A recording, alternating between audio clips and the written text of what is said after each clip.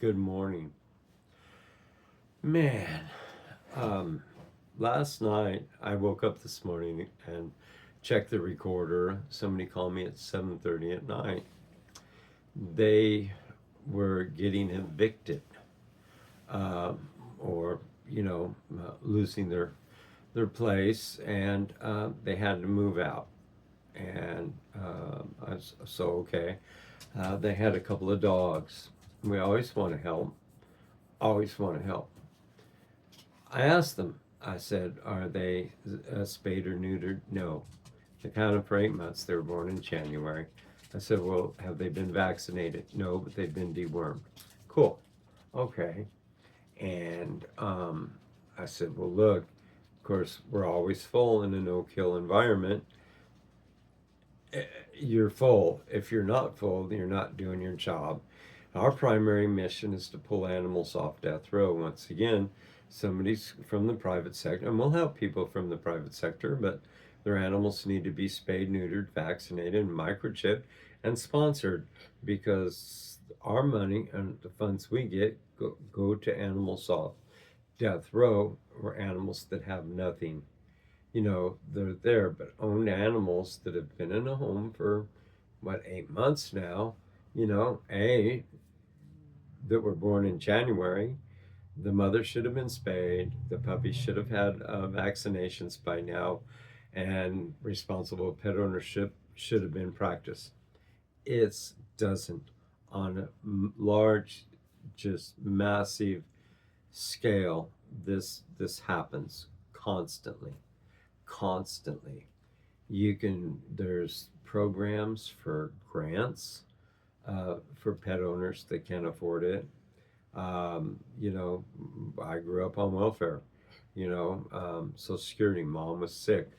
I had horses and chickens and calves and you know dogs and cats and on and on and on. We always fed them. We always worked. I had 3 jobs, and I was a kid. I didn't have to pay rent, but I had to pay for my animals. And I wanted a horse so bad. Mom says, "Well, where are you going to put it?" And I go out back. Well, she goes, "Do you have a corral?" No. So I had to, collect 8,000 eggs on the chicken ranches and build a corral, and then save up for the horse and prove that I could do it. Wonderful lady. I know this lady, but gosh darn it, you just need to do it right if you're going to have pets. I know I'm preaching to the choir, but maybe we could share this video, um, to let people know, there's a lot more to it than, oh, I'm going to love it and hug it and keep it and squeeze it and read its stories and cuddle.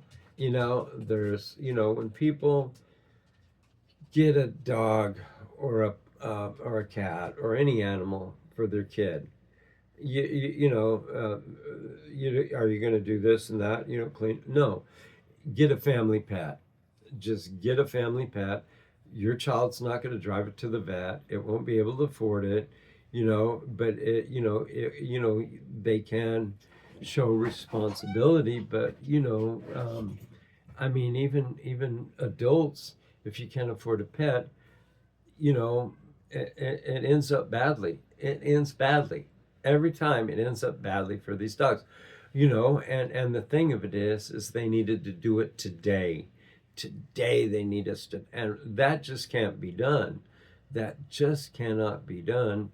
And so tragically, one more time, somebody that loves animals, really truly loves them, didn't put the thinking and the forethought into these animals or give them what they needed other than just love. Now it's emotion, and it's just tragic emotions, in the household.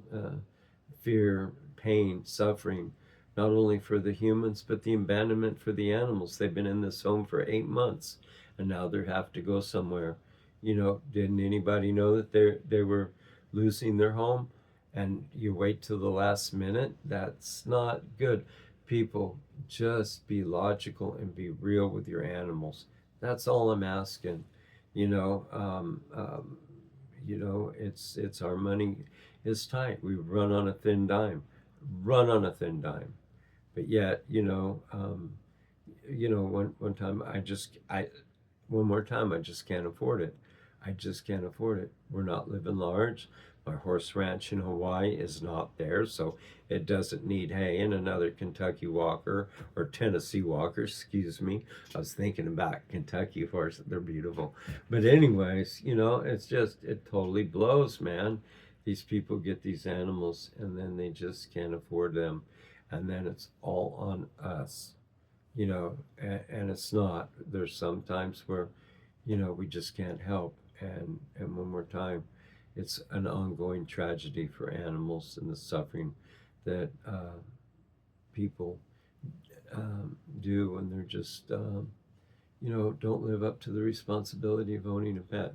I moved across country, with Ding Ding and TT when I left the desert. And by the grace of God, they lived out their lives on grass instead of sand, and they enjoyed every minute of it.